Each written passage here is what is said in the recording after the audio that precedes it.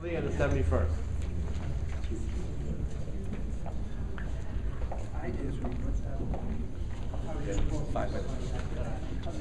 All right. First of all, I want to thank Mark for inviting me, and also Nicole, the president of the club. I've attended a couple of the club's meetings in the past, and I think this club is phenomenal. My name is Ariel Ferreira, and I'm running for the 71st District.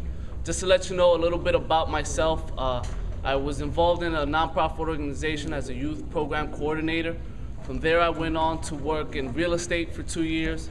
After that, I started working in the city council as a legislative and budget director. From there, I moved on to start my own company doing consulting services for nonprofit organizations and small businesses, teaching them how to maintain their sustainability throughout this recession in the community.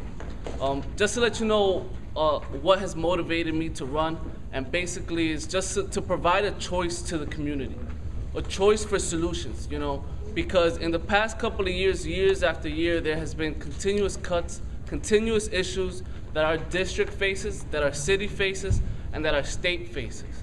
You know, there are about to be 50 senior centers that are going to be closed. Some of them are in Harlem. Education year after year gets cut. Our nonprofit organizations that provide vital services,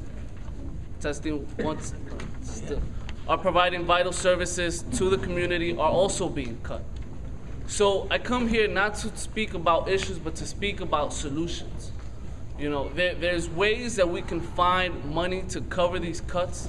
For example, I'll speak real quickly of the millionaire's tax. It's something that's been implemented.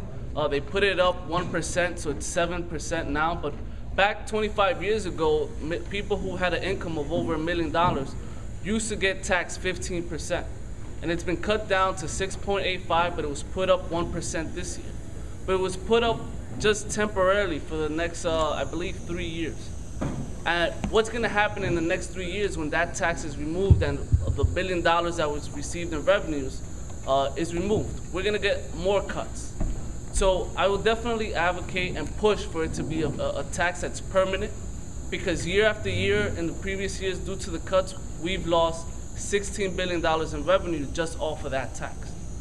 Also, I would create accountability for the agencies, the state agencies around the state, to review and maximize every dollar that goes in through those agencies. Review every contract, check to see that that the money is being used correctly, that we're investing it wisely, and that we're getting every bang for our buck. In addition, and on a community and a local level, what I would like to do is create committees of advisories on different topics that would include constituents, residents from the community. For example, a committee of advisory on housing, issues, legislation that's being presented in Albany, or issues that are occurring in the district, where we can sit down and have this conversation back and forth between the community. Because yes, a politician an elected official should be held accountable, but there should be that parallel, open communication, open relationship with the community as well. So I would love to have that communication with the community, because the community also needs to be held accountable. I would love to definitely keep on going, but I guess Mark is time man here. We'll take a question or two. We'll take a question or two, and I'll definitely answer. I'll also be around till the end, so I'll also be available for one-on-one discussions. Go ahead, Ariel. Go ahead. Oh, thank you, Mr. Levine. Excuse me, Ariel, you look like a smart young man. Thank you very much. By all your experience, and I want to commend you on running, but as a member of the 71st Assembly District, it worried me of a new assemblyman coming in that may not know how to pull, how can I say the word, pull money into the district for nonprofits, because you know, Albany goes by being there for a certain amount of time, having relationships. I'm sure everybody here know that. So that's what I'm worried about, us losing programs in the district if a new assemblyman comes. First of all, yes, I'm young. Thank you very much.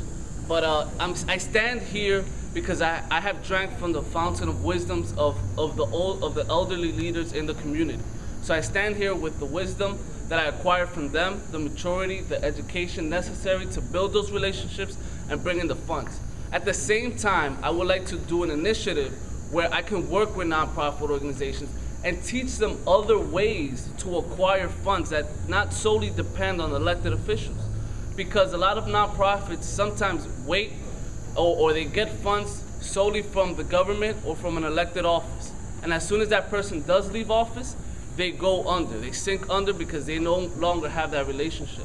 But I would definitely love to teach them that there's other ways, other forms of acquiring funds to maintain their nonprofit afloat. Thank you very much. The legislature turned down stronger ethics legislation. Right now, I believe candidates or members of the Assembly and the State Senate can receive $30,000 or $50,000, some phenomenal amount from contributors. And what about, how do you feel about putting a lower cap on it? Because that levels the playing field. When it comes to elections, it gives the average person like myself and you the opportunity to run and to truly be an independent voice for the community and not be fundraised solely by large corporations or LLCs and whatnot. We're going to have to cut it off there. Thank you very much. Thank you.